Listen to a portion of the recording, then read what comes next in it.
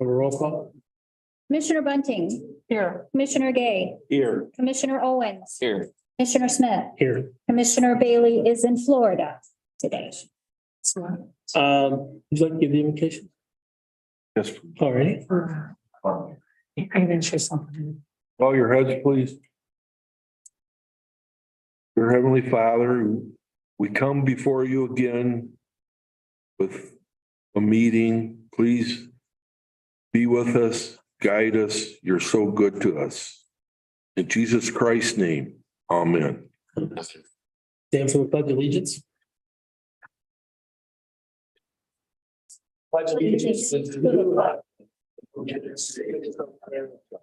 and to the republic one nation under God, indivisible, with liberty and justice. Do you have any additions or deletions to the agenda? Yes, we do. So I believe it's Ken Davis is actually going to be doing the Parks and Recs presentation. So we need to change J1 to Ken Davis. And then we need to add J6 passing a resolution. So J1 will be Ken Davis. We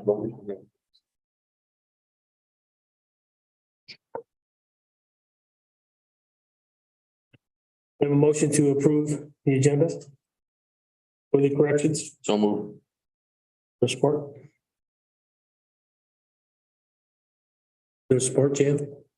Oh, yes, I'll support. Sorry. Motion moved and supported to approve the agenda. All in favor? Aye. Opposed?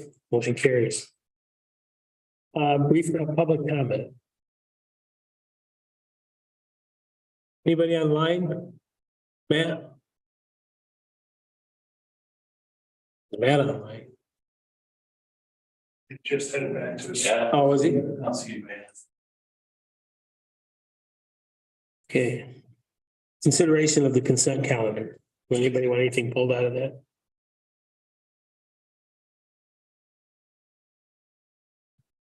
Alrighty. Need a motion to accept the consent calendar? So move. I'll second. Moved and supported by, is it to accept the consent calendar. All in favor? Aye. Motion passes. Administrators report. Well, I am just kind of closing things out, and for quite some time, I've been placing other people in the leadership positions for many of the projects that we've had going. So there's really going to be no interruption. Projects are proceeding in IT, community development, HR, finance, and elsewhere, all are in very good hands. So I do just want to take an opportunity to wish all of you the very best in tackling the issues that are in front of you, many challenges, but always in the service of a community. There are such challenges. I have to say that in Gratiot County, I have worked with top-notch staff, and I had an opportunity to tell some of the staff that today. I worked in a variety of employment situations, and I won't go into that, but really I have found the very, very best right here in Gratiot County. I don't think anyone expects that.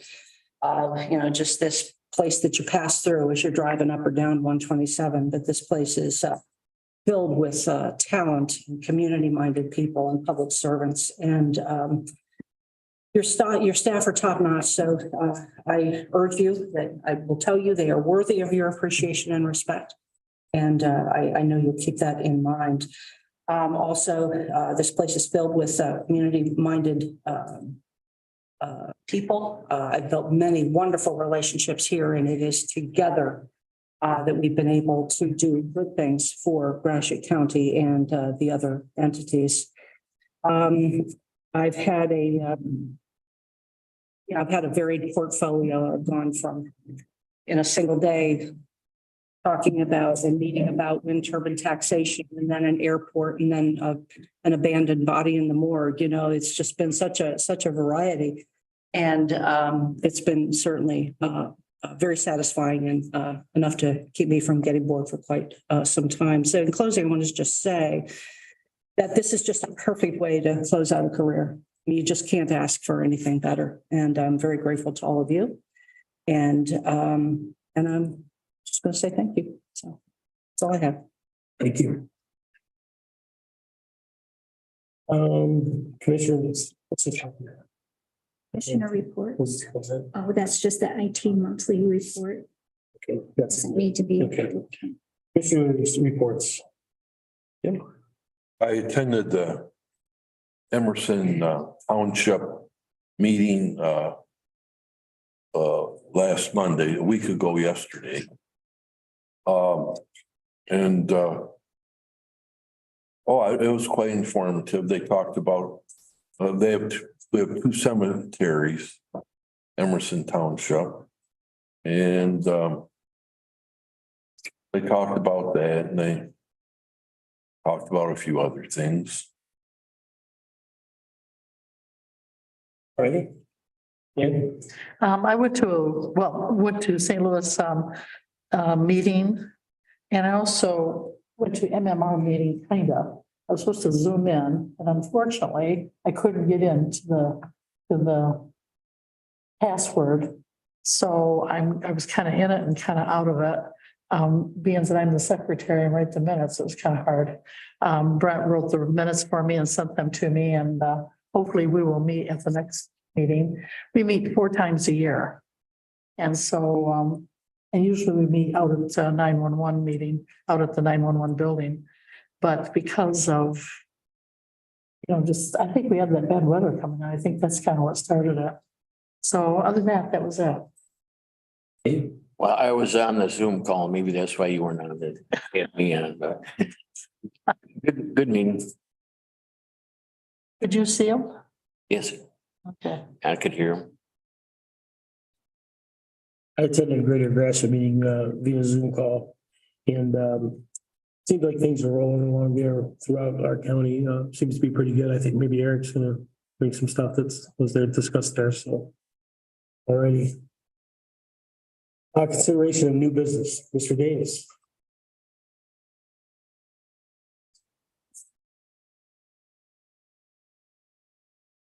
Right over here, Ken. They got a microphone right there on that, right at the podium. So people in home can hear you. Yep. All right. Well, thank you, Mr. Chairman and fellow commissioners. Thanks for the opportunity for me to present to you our status of our grant applications that we've been fortunate to be able to provide to the county request.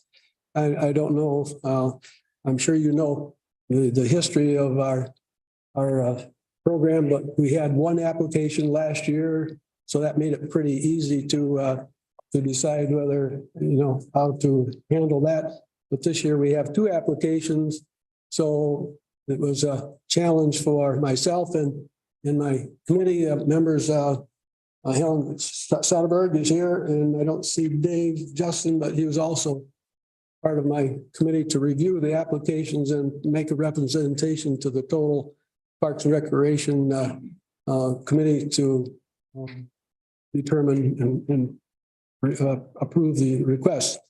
Do you have the sample of the applications, Green? I have my iPad here. They do. They do. The application. Okay, so we have one from Alma, the city of Alma, and then one from Village of Killington. So if you have them there, and you might want to take a look at that. And I'm sure you're aware that the total community grant amount we have available is $80,000. It would be easy to just figure out who gets how much and when. If both grants applications were the same scope of work and same dollar amount, well, it'd be pretty easy to determine that. But since these 2 are basically total different, it was more of a challenge to come up with a fair and equitable distribution of the money available. But if you have them there, the Village of Farrington has a grant request for a basketball court. And then I think if you have the total, the initial request was $58,675.20. Okay, so when my myself and the committee started reviewing the application, we found a little discrepancy in the application as far as the cost of the fencing. So after we did some adjustment of that, and it was just a misunderstanding between the lady that submitted the application and whoever did the cost estimates. So the bottom line of the request dropped from 58,000 to maybe I get my papers. 54,000 if I got. $54,176 was for the city of Perrington, or village of Perrington. So, and then the city of Alma, we did a review of their total grant application, which was $200,000. But after we reviewed the cost breakdown of the project, there were several items that we felt that weren't really directly involved with the pocket parks per se. So we took a look at the line items that we felt were part of the park itself, and we come up with a total cost of $95,000 rather than $200,000. So these were the numbers that we were looking at as a committee.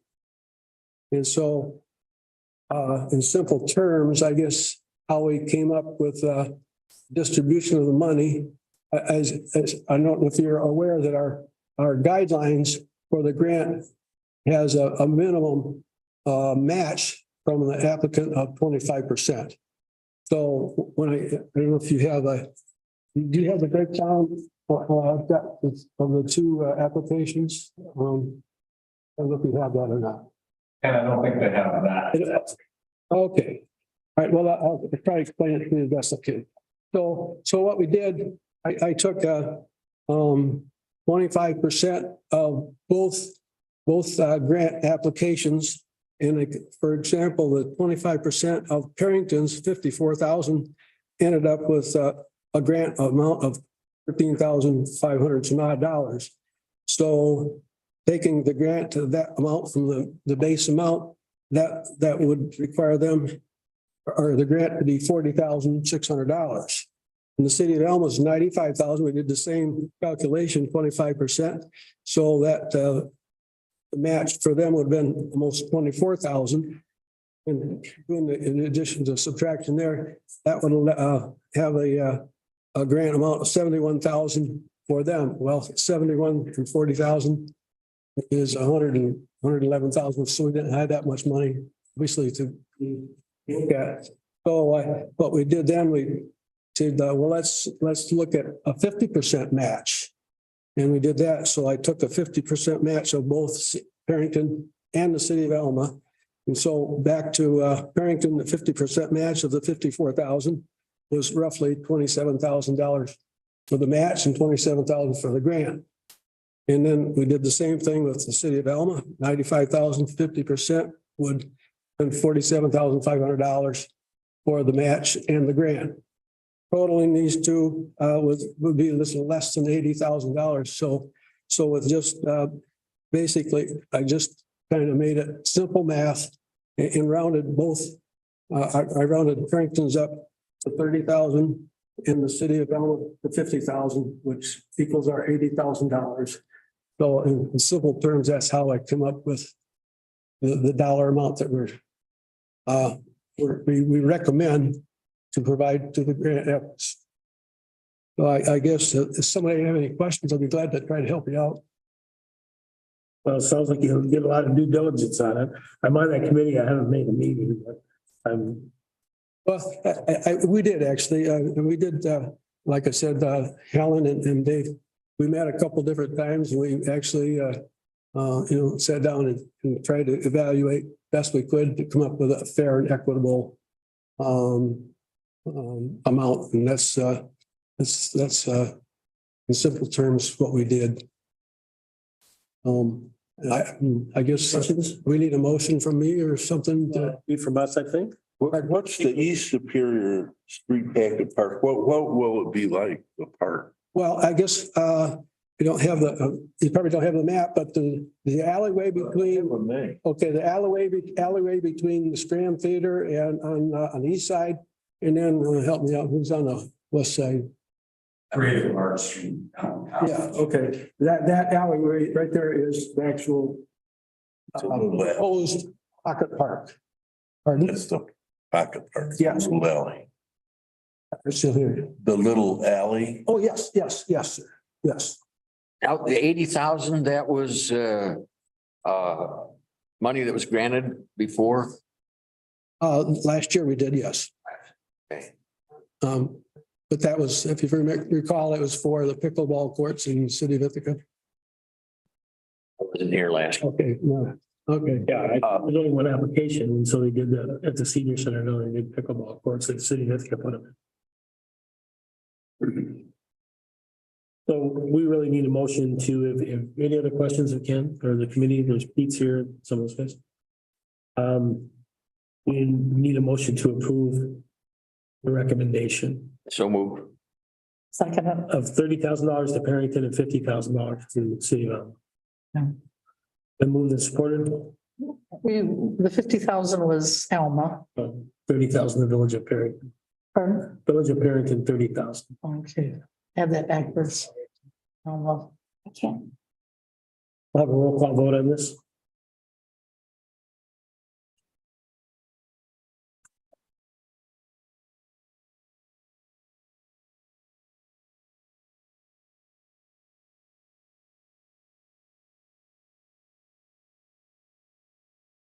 Commissioner Owens, Commissioner Bunting, Yes. Commissioner Gay, Yes. Commissioner Smith. Yes. Motion passes. Thank you. Thanks for your work. Thank you. Under J, we have a resolution, Chris. It's going to do this. So you want me to? Consideration, okay, so what we talked about in our closed session. Oh, no, we're back. We'll get this resolution. Oh, I thought we were adding that to 6. Oh. Yeah, we could do that now. Paper, doesn't matter to me. We could do that now. Okay. A little resolution, Chris would like that there. Oh, really? Yeah. Rise again. So what we have here is a resolution honoring Tracy Cordes, the service to Gratiot County. 5 years ago, when I first met Tracy, she asked me to come work here with her to help her at Gratiot County. To basically come in and help create a financial services for the county through administration. And I'll tell you, it's been probably one of the most exciting, influential, frustrating, amazing things that I've ever done. Tracy has been an amazing partner. She and I are not a whole lot alike, and that has actually made the process that much better.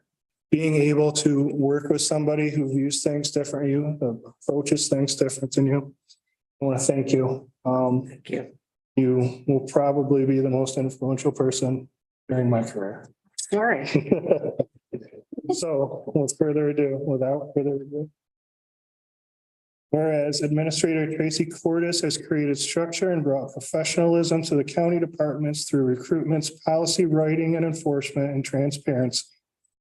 And whereas Administrator Tracy Cordes oversaw the expansion of county services to the residents without increasing tax rates. Whereas Administrator Tracy Cordes led the county through the COVID-19 crisis. And whereas Administrator Tracy Cordes has increased community relations by participating in the Ithaca Rotary Club, the Habitat for Humanity Chamber of Commerce, Greater Gratiot Development, Geographic Information Systems Authority, and many more. And whereas Administrator Tracy Cordes has facilitated the expansion of renewable energy in Gratiot County, leading to over 70 million in new tax revenue for the community.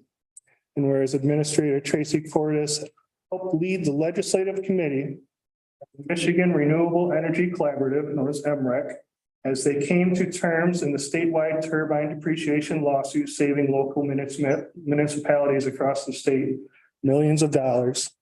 And whereas Administrator Tracy Cordes has spent the last 6.5 years away from her home, her family, and her friends to help put Gratiot County government operations where they are today. Whereas Administrator Tracy Cordes is completing her employment as Gratiot County Administrator on February 28th, 2023. Now therefore be it resolved that all members of the Gratiot County Board of Commissioners honor and recognize their administrator, Tracy Cordes, and her commitment to the ideals of service to Gratiot County and excellence in government.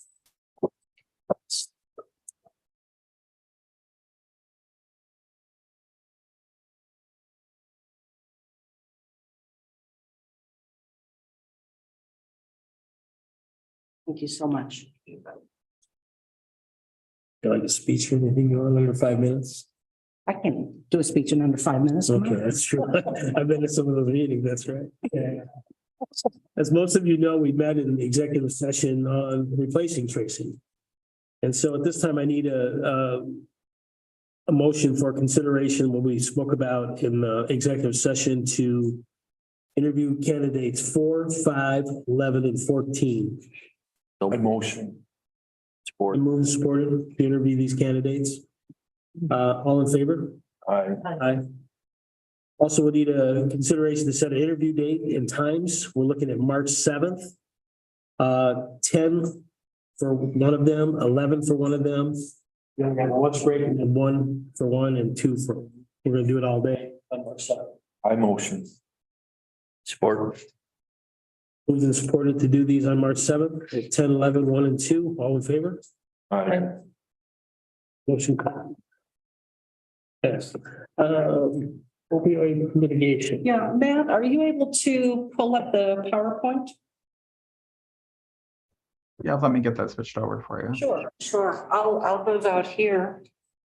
If that will take any period of time, I can do solar first. No, really. Are you going to drive for me, Matt? We had talked about something else, but will you drive for me? Yep, I can do that for you. Okay, all right, thank you. There are two issues that significant issues and projects that we've been at work on that I want to provide you an update prior to my departure. And the first is opioids. As you know, some years ago, the decision was made by the board to participate in the opioid litigation. That's numerous, hundreds of local government, state local government entities litigating against manufacturers, distributors, and prescribers of opioid medications, excuse me. I'm full of sugar and coming down apparently.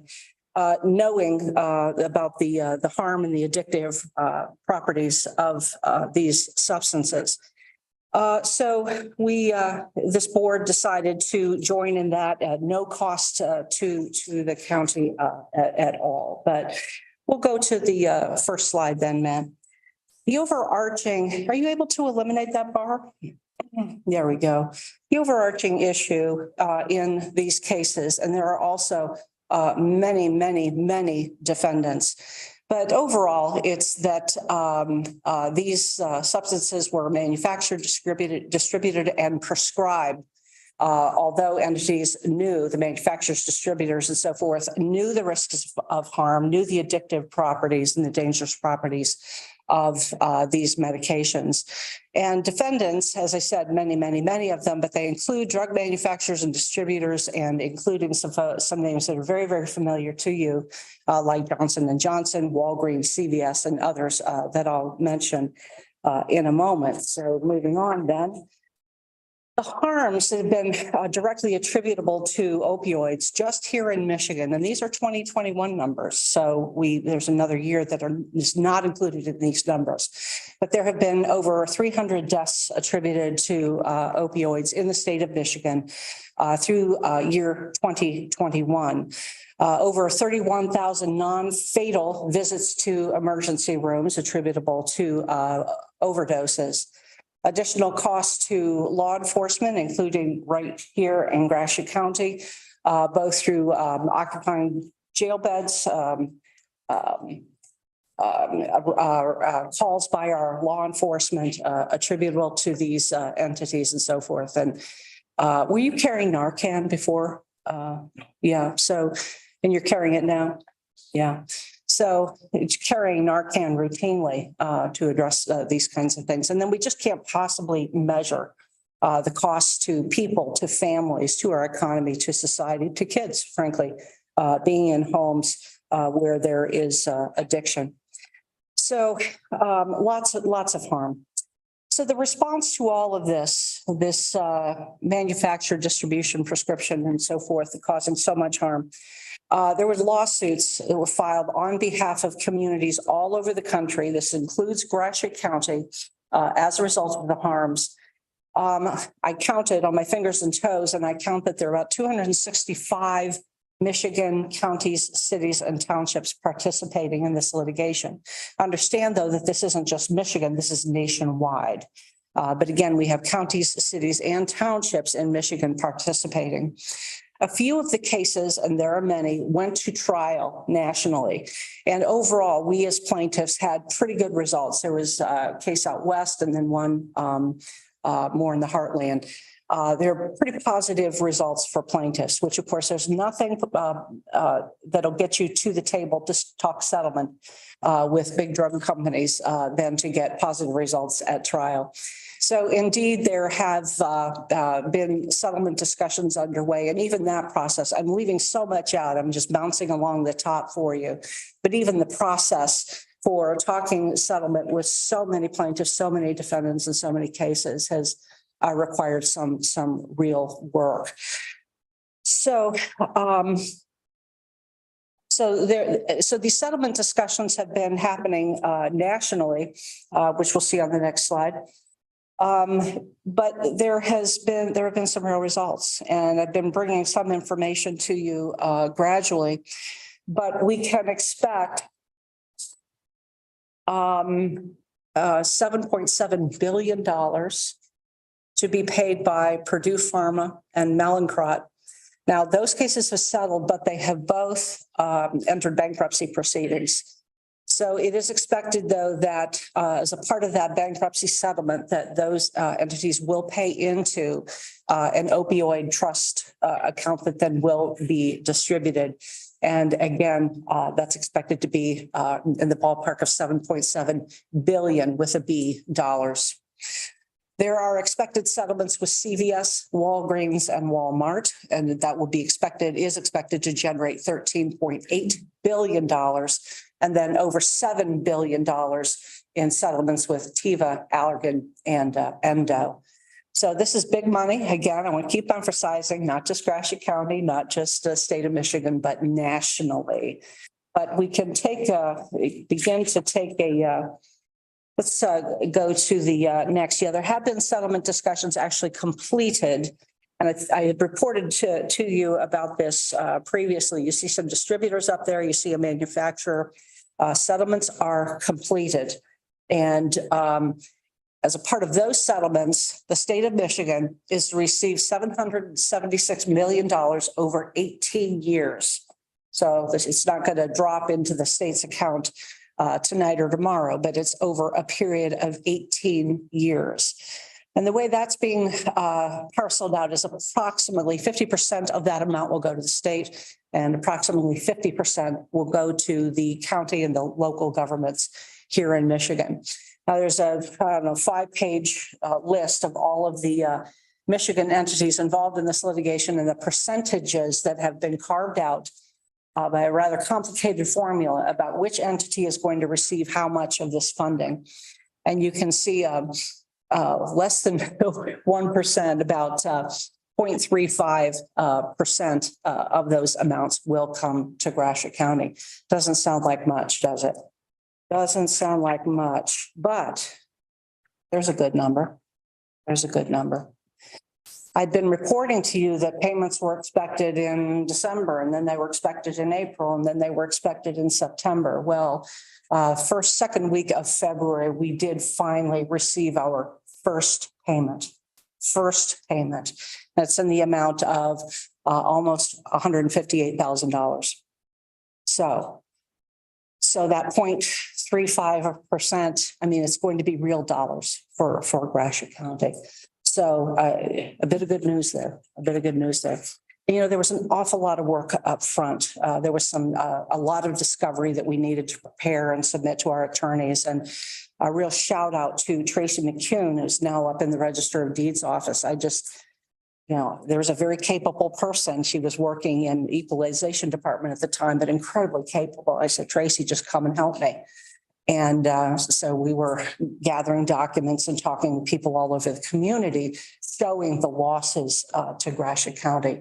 So that was just a heck of a lot of work. But after that, our attorneys really been taking care of it. But so there you go, $158,000 coming to Gratiot County just this year. And again, just arising from the settlements with McKesson, Cardinal Health, AmerisourceBergen, and Johnson & Johnson.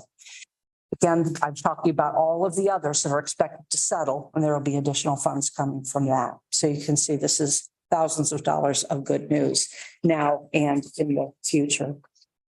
Now, how can you use these funds?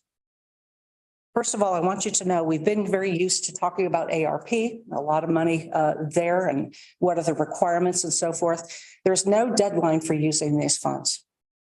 No deadline for using these funds. And Chris is so happy to learn that there are no reporting requirements. No reporting requirements.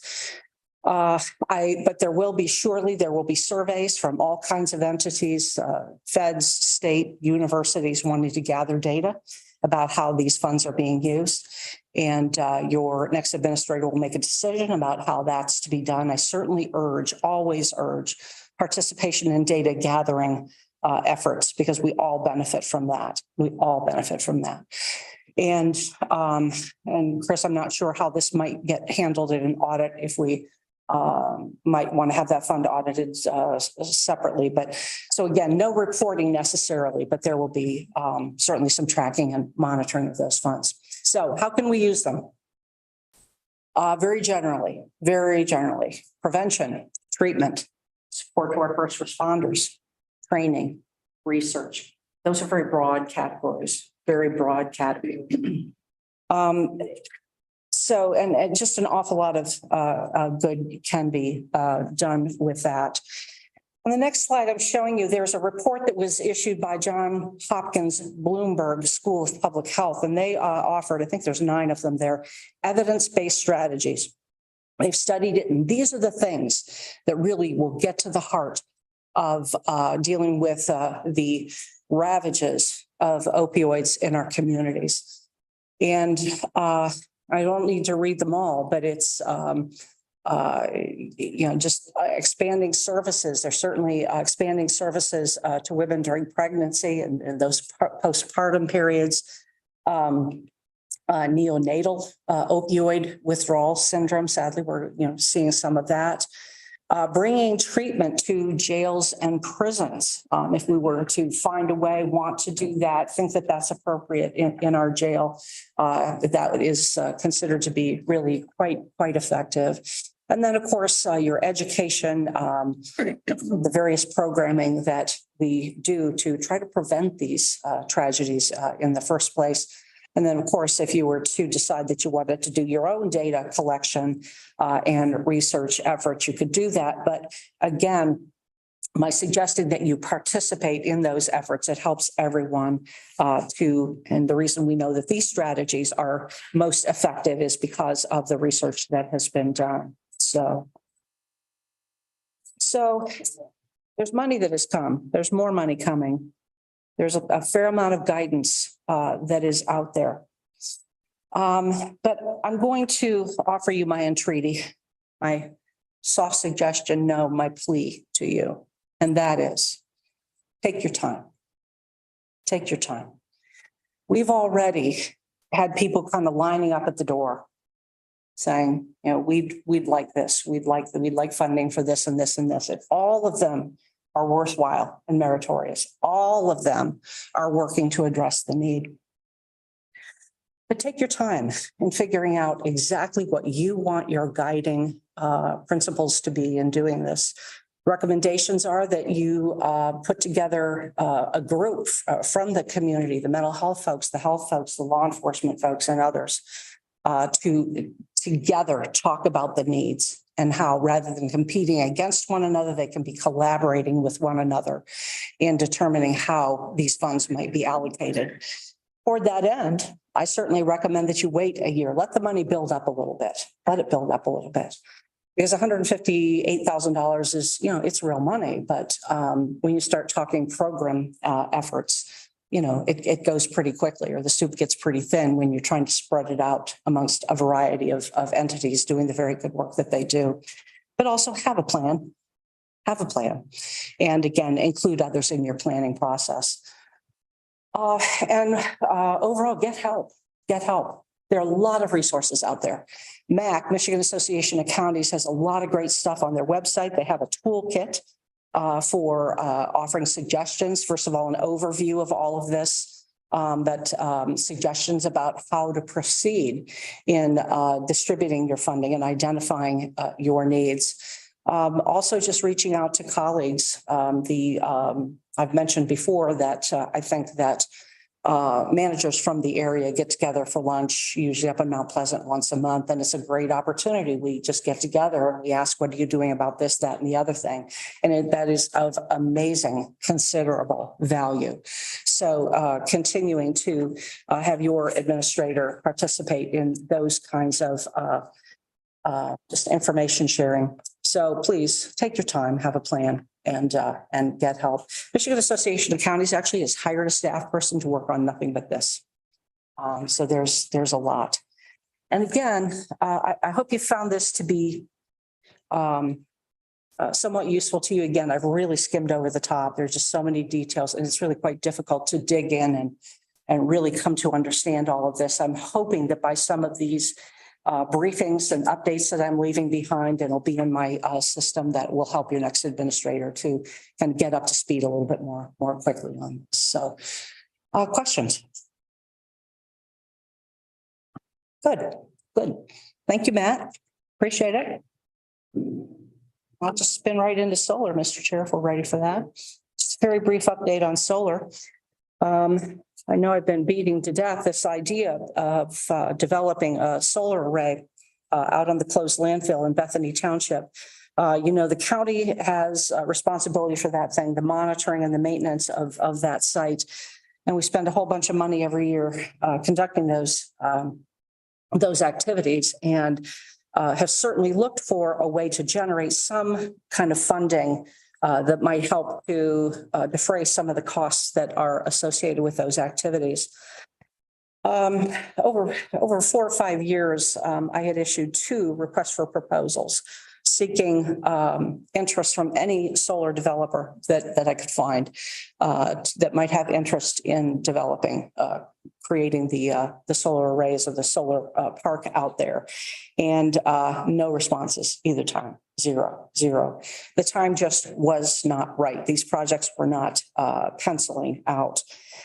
However, we're in a period now of some new federal incentives for these projects, and we also have some very aggressive commitments by our utility companies about producing larger percentages of energy through renewables, and that's sparked some interest, even some discussions about our landfill. Over time, whenever I can corner them in a room or I call them up and talk with Invenergy about this, very nice, committed to the community. They do great work, but this is just not a project that has interested them. But do know that we've spoken with them and have not overlooked them. More recently, some folks went with Amoresco were circulating around the community. I don't know if Pete is still here. I think that they might have spoken to Pete, spoke with Jim Wheeler, spoke with me and Jim Wheeler. And they have expressed some interest in developing solar here in Gratiot County and including the landfill. They did take that back, received an email, I don't know, a minute ago or a month ago, indicating that they had evaluated that site and they are not going to be interested in developing the landfill site. Again, that is just not a project that's going to work for them. You have, however, had a presentation from the folks at Utopian. From the time that I first spoke with them, I don't know, 4 or 5 years ago to the time that they presented to you more recently. They've certainly grown in the projects that they're doing, the complexity of the funding of those. So they've toured the site. They've talked with me numerous times. They've evaluated the project and continue to show interest. And again, they came and introduced themselves to you. So the next steps for you going forward will be decide if you want to proceed. I mean, do you want to try another RFP? No, you don't. Do you want to find another company we've never heard of? No, you don't, because you've done that. Do you want to work with Utopian? I don't know. I know you would have additional questions for them. What capital can they raise and how really can they do the project? But they understand the philosophy. They'll build it. They'll lease the land from Gratiot County. You will need to negotiate with Bethany Township about seeking an exception or an exemption from their moratorium out there. As I understand the events that caused them to issue that moratorium, I wonder if maybe they would be willing to talk about it, but we have representation and you folks could do that. And then, pick a company if you have interest in working with Utopian. Enter the negotiations of the lease with them. Some work has been done on that. When we issued the RFP way back when, we did work with legal counsel in having that done, and a sample model lease agreement as is standard was attached to that RFP. So there's been some work that's been done on that already. So those would be your next steps if you chose to proceed with the solar concept at the landfill. I think the time, the environment right now is better than it has ever been, as luck would have it, because that's been kind of a pet project. But any questions about that? Oh, thank you. Thanks, Tracy. At this time, I guess we'll look at any consideration of any unfinished business. I would like to get an update from the sheriff about things going on in the county. Do we want to do that now? Do you want me to give it a, so I can give it a public comment after finance? Okay.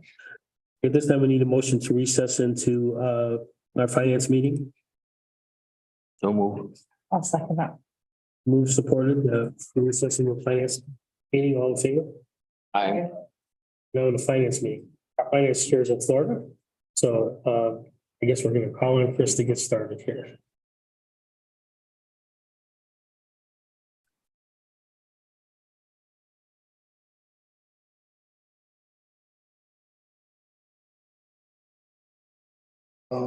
Just real quick, did we need to have a motion to accept the resolution afterwards? Okay. Apologies. I just wanted to remind the board that tomorrow night we do have an airport authority joint City of Alma Board of Commissioners meeting at 6 o'clock at the RESD. In case of inclement weather, we will be checking with each other at 3 o'clock tomorrow afternoon to see what the weather is like. And we do have a procedure in place to contact everybody that we know of that would like, or that is intending on meetings. So by 3:30, 4 o'clock tomorrow, if there is some sort of cancellation, you have known through phone and email at that time. I have a question. So would you be canceling it or going on Zoom? We be canceling. Canceling. We have not made any accommodations for Zoom. Okay, and that's at 6 o'clock tomorrow night. Okay, I have to be out of town at 2:30, but I should be back in plenty of time. Safe travels. Huh? Safe travels. I'm thinking that you'll probably get a hold of us around 3:30. Just leave a message and I can get back with you. Absolutely, we will. Now heading into the finance director's report. As far as grain prepayments, we have not approved any additional prepayments. We haven't been approached with any, so our total for the year sits still under $150,000. We have $200,000 budgeted for that. In our last finance meeting, told you I would update you on what our overall debt to the county, to the general fund for drain debt is at. Our total debt amount is $314,000 that we still make annual payments on. Now, if you'll remember, 4 or 5 years ago, when we refinanced a significant portion of that debt, where we were able to borrow money from our delinquent tax fund to pay it down. We had a little over $1.3 million in debt at that time. So over the course of the last 4.5, 5 years, we have decreased our debt by just a little bit over $1 million. So in my opinion, this program was very successful. The reason that we still have a balance is because for the first couple years after we refinanced, we allowed our debt that was incurred to pile up. We didn't prepay it till probably 3 years ago is when we started prepaying it. So I think we're in very good position. And when the auditors see that, I'm sure they will be extremely happy also with the progress that we made with our debt. Our ARP funds and project list has been updated. The total amount that has gone out the door is $3.2 million. The activity over the last 4 weeks has been extremely minimal. In fact, I know that I think we have spent a little bit internally, but as far as projects outside of the county, I haven't received any requests for reimbursements since our last meeting. The audit is probably a little more than 80% completed after I wrote this. I know that the treasurer's office has made significant progress with the audit on Friday and today. A lot of stuff has been submitted to them. So we're probably sitting closer to about 87 to 90% complete within the next couple of weeks. The next step will be the audit firm will write the report and they will write the financial statements, which usually Tracy and I would review together. I would assume at this time I will review it and just look for any errors. Obviously, I don't change the financial statements, but if I see something that I believe is a discrepancy, I'll bring it to their attention and they'll double check it. We are still on pace for presentation by the audit firm, typically either the first meeting of April or the second meeting of April, depending on when we get the final copy of the reports and how long you would like to have those to review before the meeting. Our MERS OPEB balance as of February 16th, happy to report that our ending balance is at $2.16 million. We have finally dug out of the hole that the market put in our OPEB fund last year. Our seed money that we have in this fund is $2.15 million. So now we are back in the green. Hopefully we keep going and in the right direction. Our balance is up 4.3% on the calendar year. That concludes my written report. With no questions, I'll jump into the cash balances. Okay. For the end of January 2023, our general fund was sitting at $7.7 million. Our COVID recovery fund, $4.6 million. And of that $4.6 million, our treasurer has recently transferred $3.25 million to a market account that will generate twice as much interest as what the bank account that it is sitting in now. So I'll let her give a little bit of an update on the investment situation when she comes up, but a significant amount of that now is invested at something we'll get a much higher rate of return on. As you recall, any interest or anything earned on COVID recovery funds, they have put into law that we are able to capture that money and use it for any governmental purpose. So essentially it would become general fund money. We'd like to keep it liquid. What it's invested in now, Perry can move back into our bank account with a 24 to 48 hour notice. So anybody, and we have a significant balance in our account still. Delinquent tax funds in at 5.9. Tax sale fees, 900,000, and the residence denial interest fund has come back to positive balance after getting repayments from local municipalities. For the county paying the turbine depreciation lawsuit fees upfront for them. And again, Perry will have additional information on that when she comes up. Without further questions, I will go ahead and move on to checks issued for the month of January for your review. If you have any questions, I'll give you a moment to review them.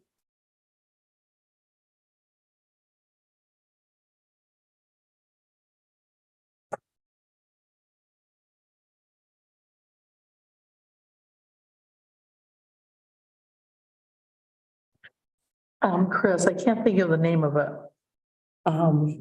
Where do we invest some of our money? It's some kind of a company, and they were out at, Bethany Township. They went with them. And we are with them also, but I can't remember the name of it. Perry will have a whole bunch to talk about when she comes up. Meter investments. It's what? Meter. That's the new, No, she's talking about Michigan. I'm talking about Michigan what? Michigan Yeah, class. that's a Michigan class. Is that where we would be putting the money for the winter or the COVID-19? Yes. So does it, you get, isn't it 4% interest on it? That's probably something.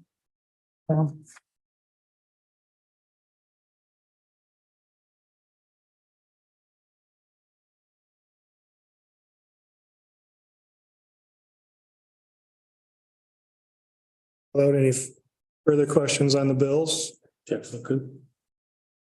These attorneys, are they paid for defending indigent criminals? yes. Yep, I would say 95% of the attorneys that you see listed are paid through the state program for indigent defense. And you will see some attorney fees on there for services that they provide the county. A common one would be reviewing a policy and making sure that our policy doesn't break any laws.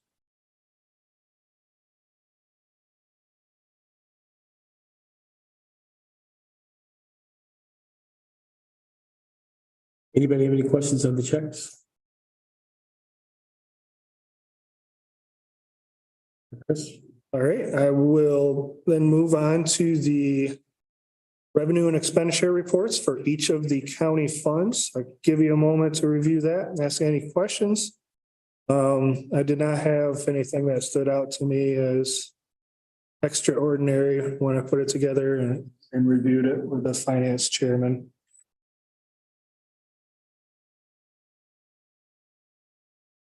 This 231 fund is the opioid fund.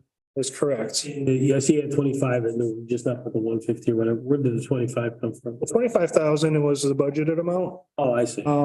We were expecting to receive maybe, well, for one, we didn't know what to expect to receive.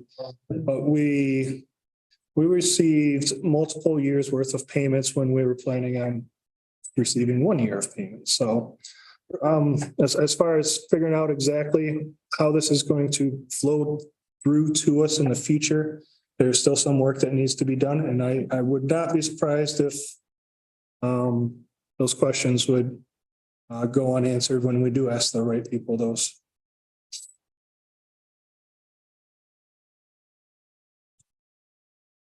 But you will see the $157,000 in next month's report.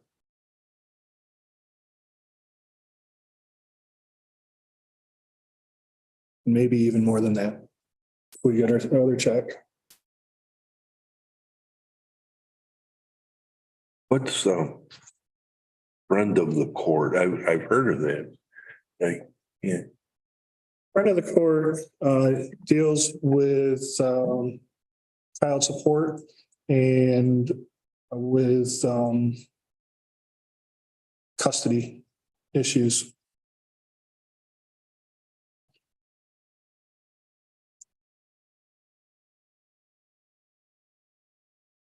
Any questions on No, revenue expenses?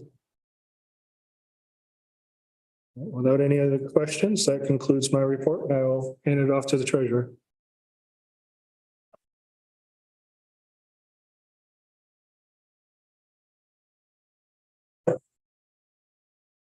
Provided you tonight with a spreadsheet related to the tax tribunal DTE payment.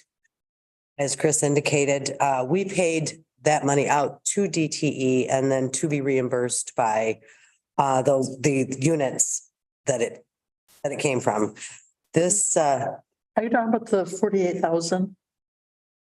that spreadsheet, yes. Okay, The check to DTE was almost 85. So, but part of that, of course, has not been paid back. We've got 4 of them that we are still waiting for. And then there will be some that is owed by the county that a journal entry will have to be paid to them. So that's where we stand right now. These are the units that have actually reimbursed us for the money that we have paid to DTE. Does anybody have any questions on that? No? As far as the investments go, as Chris said, we moved some of the ARP money just last week, and that is sitting in the Michigan class account, which is totally liquid. I can have it back if Chris gets a request for funds or we decide to do one of our projects. It's, we can have it back very fast. So the securities transfer process has been initiated. But we did have a bank holiday this week, so it usually takes about 7 days, so it should be any time now.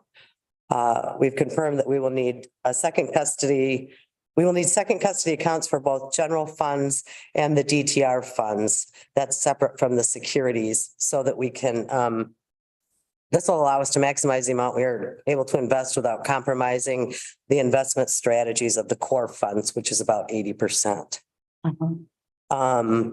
We have started the process to potentially cash out low yielding local CDs with the intent of reinvesting them in the marketplace, which should allow us to increase in return even after any fees or penalties for early withdrawal.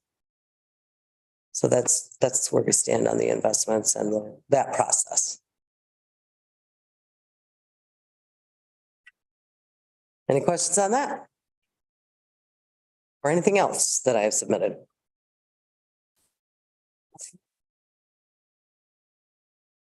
Okay, thank you. Thank you. Any other financial business we need to take care of? Make a motion. We need a motion to move back into regular session. So move. I'll second it. Move supported to move back into regular session. All in favor? Motion passes. Do we need a motion to accept the financial report? Motion. Support. Move and support to support the financial reports. All in favor? Opposed? Motion passes. Any additional public comment? I have one more motion that needs to be made to sign resolution 23-296 in honor of Tracy Cortez. So if I can have a motion to sign the resolution. Motion. I'll second that. Thank you. All in favor? Aye. Motion passes. Fair. So to answer your question, Jan, quite busy. We're fully staffed on the road patrol side. Conducting some interviews for a couple jailer positions that we have open in the next week or two here. Complaint wise, quite busy. I think we're ahead of complaints for last year at this time already. So just a lot of it depends on weather and stuff like that. And I'm sure after tomorrow, if we get this storm that's coming in, we will be taking a lot of complaints. So, but yeah, we're busy. I do have one retirement coming up in April. Hopefully I can get that filled quickly. That's about it. Do we have it? I went to the meeting over in St. Louis and I probably missed it in the newspaper, but usually I catch all that stuff. Do they have a new chief of police? St. Louis? Yeah. No, Chief Ramirez has been there for quite a few years. Oh, well, there was another gal there at our meeting. Might have been the Sergeant Forshee. Yeah. Yeah. Okay. I didn't think, I was wondering how I could have missed it, so I didn't miss it. Okay, what about the drugs and stuff like that? Do we still have a problem with it? Don't think that problem's gonna go away anytime soon. You get that fixed in Wesley? What's that? No. Oh, and You can do it out there. you know, the opioid settlement, I've been apprised on that through the Michigan Sheriff's Association, and hopefully we can get some help for some things that we do, training and whatnot down the road. So. Well, that's a sad time. A good percentage of incarceration in the county is due to drugs, isn't it? Yep. Most of our incarceration rate has something to do with drug related, whether it's people committing thefts to support their drug habits or possessing them or not. So yes, that's a lot of our incarceration rate. And I also hear, I just heard over the weekend, that there's some kind of talk in the state representatives about doing a law against the guns. Have you heard anything about that? No, that's nationwide. Yeah, we'll have to see where that leads us. You know, they're talking about some things in the House, and I've been in contact with some of our state reps already about it, so. Okay. I don't have a gun, but I want my friends to have it in case I need to go there. But yeah, sad time.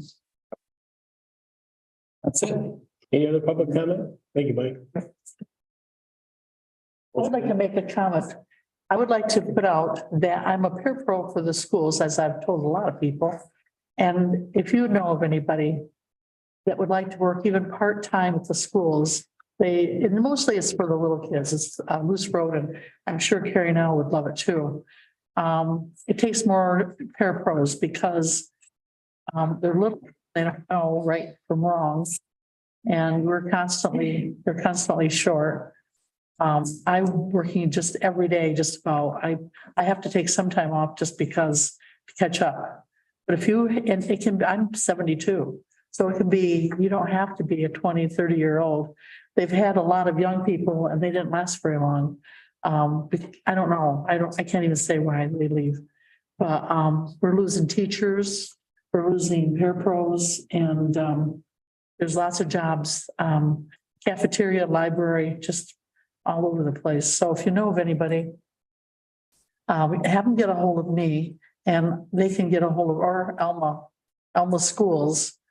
They can work directly through Alma, or you can work through Will Sub. Will Sub, I name a lot of schools. I worked at 7, but most of the time I'm at Loose Road. And anytime it's the little kids, I usually try to always take those jobs. So I'd just like to pass that on. All right. Tim, you work there too. Tim works there. Chuck did work there. He's retired. I handle teaching job. Yeah, he does teaching. He's a substitute for teaching.